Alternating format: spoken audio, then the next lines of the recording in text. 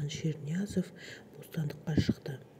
Қаржы пирамидасын ұйымдастырды деп айыпталған вайнер мейірхан шерниязов 2 жылға жуық уақытын колонияға қыстап өткізіп, еркіндікке шықты. Әлеуметтік желіде ол түрмеден шыққан сәтін және отбасымен қауышқан сәтін видеосын жариялады. Бейнежазбада ер адам дауысы: "10 жыл уақытың кетті, өкінбейсің бе бауырым?" деп сұрайды. Сонда мейірхан шерниязов: "Жоқ, бір нәрседен айырылдым, бір нәрсе таптым. Бұл өмірде бастысы өзіңді жоғалтпау" деп жауап берді.